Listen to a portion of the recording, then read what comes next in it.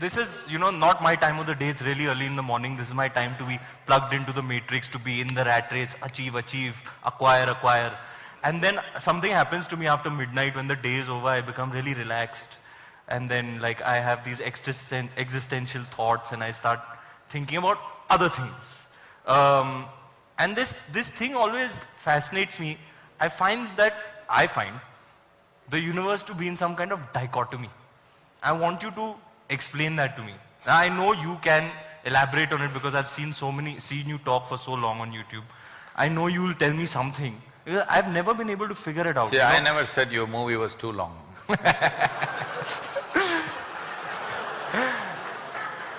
Sir, you'll have to take it up with Mr. Bansali. मैंने तो कहा था. No.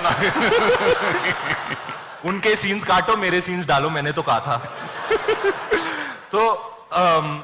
So you know, there's light, darkness, black, white, yes, no, life, death.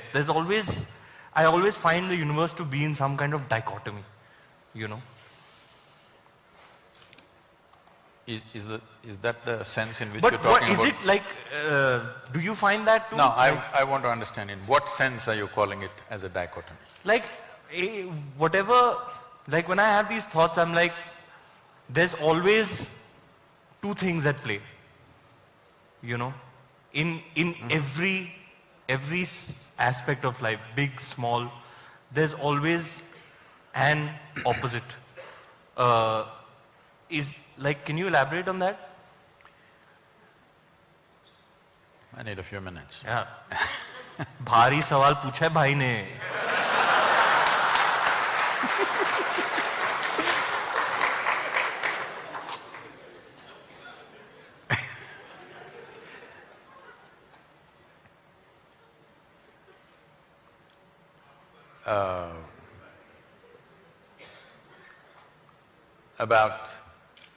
Before coming to the dichotomy, the very way you're characterizing yourself and the question that you're asking itself is a dichotomy. People always thought Charlie Chaplin was very funny. But if you listen to his private talks and things like that, there was a deep sense of agony in him. He was especially sensitive to the agonies of life. Yes. What an artist. But when you see him on the screen, he just made it just so ridiculously funny, hilarious all the time. Everything, every step, every act, not just some act, just every step and every act is hilarious. If you sit watching a Charlie Chaplin movie, you don't laugh at a particular thing, you just laugh at everything. So because there was such a deep agony, he decided, instead of sharing this agony with people, he decided at least he'll make them laugh, and because somewhere he understands this agony could exist in a whole lot of people, in different measure, of course. So when we say dichotomy, we're talking about contradictions. You said light and darkness, let's take that because that's a very basic, day and night, light and darkness. There are many ways to look at this. One fundamental way is like this. There is light right now. You know there is light right now only because you have seen darkness. Suppose, let us say, 24 hours of the day, everything from your childhood, everything was lit, you would not know what is light. So you know light only because in some way you have tasted darkness. You know what is white only because you've seen the black. You know what is a man only because you've seen a woman. You know what's a day only because you've seen a night. So, what seems to be contradictory on the logical level of your mind, in terms of making of life, they're complementary to each other. They're working with each other but pretending to be opposite to each other.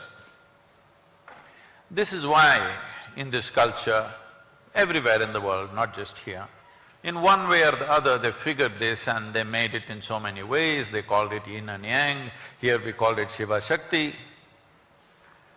And if you see the images of Shiva, one half of him is man, another half of him is woman, physically.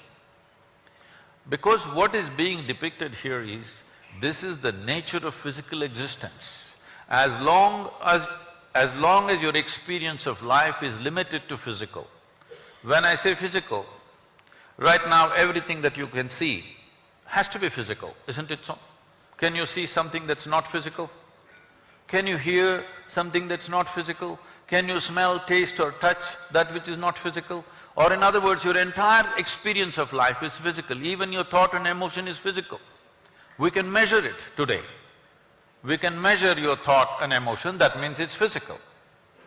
So your whole experience of life is limited to the physical dimension of the existence. And the very nature of physicality can only happen with this. Even if you take the basic electric charges, there is a positive and a negative. Without that, it will not work. If you take an atom, there are positives and negatives. So the very construction of physical nature is between two opposites or two complementary dimensions of life. So when you live here, if you live here with the necessary perception, in a very brief amount of time, one can realize this contradiction or this complementary nature of these two things can go on playing endlessly upon you without taking you anywhere. When you realize that the physical will not get you anywhere, that is when you turn spiritual. It does not mean you rejected the physical. You're still living in the body, you're still living in this world. It is physical, but this is the longing of every human being. It's not just some spiritual person. Every human being is trying to touch something beyond what they are right now. If you know money, you're just thinking more money. If you know power, you're thinking more power. If you know pleasure, you're thinking more pleasure. If you know love, more love. If you know knowledge, more knowledge. Whatever it is, you're always trying to touch something more. If it finds this longing to become something more, if it finds a very basic physical expression, we call this sexuality. All you're trying to do is be something more than what you are. Something that's not you, you're trying to make it a part of yourself. If it finds an emotional expression, we call this love. Once again, emotionally you're trying to make something that is not you as a part of yourself. If it finds a mental expression, it gets labeled as greed, ambition, conquest or simply shopping. Something that's not you, you're trying to make it yourself. But if it finds a conscious expression, then we call it yoga. Yoga means union. Yoga doesn't mean twisting and turning. Yoga means union. Why do you have to know union? Because that's the nature of the existence. On the surface, it seems contradictory. If you go deep enough, suddenly it is not contradictory. There is a union. What is it that separates you from the rest? Right now, all of you can do this experiment, you also. Take your right hand and touch your left hand. Is that you? I mean… Is that you? It's a part of me. It's not you? It's me. It's you. Touch this seat on which you're sitting. Is that you? Now I'll go very deep, Guruji. I can also do. Go go as deep as you are. It's not you, obviously. No, yaar, it is me, yaar. Everything is me.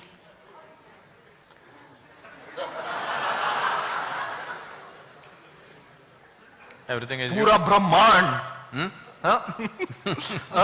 You know, I believe…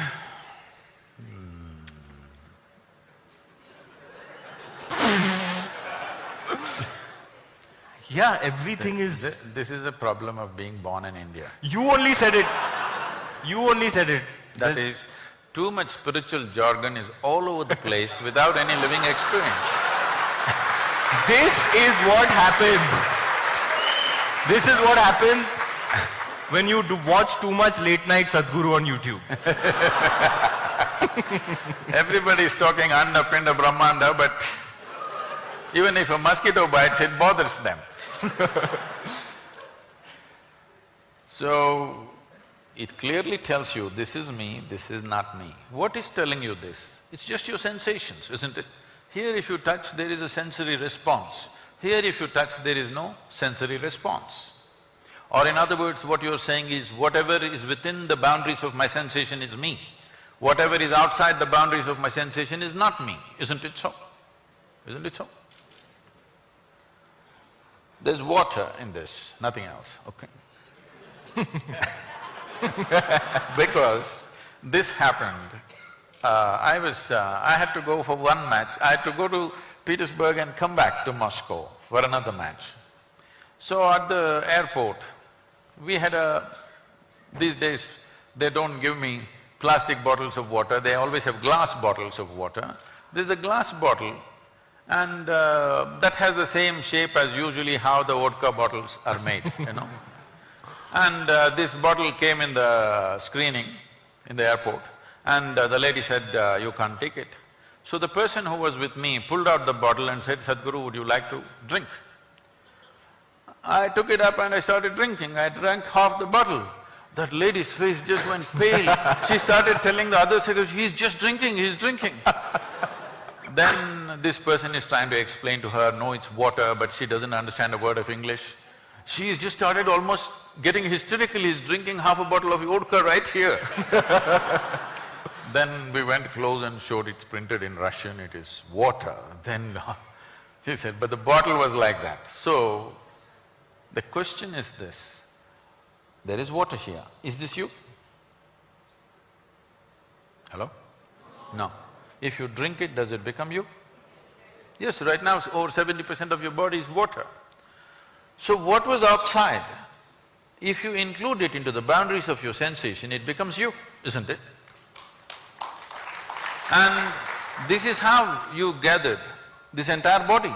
The food that you eat and the water that you drink, slowly you gathered into the boundaries of your sensation and now it feels 100% like you.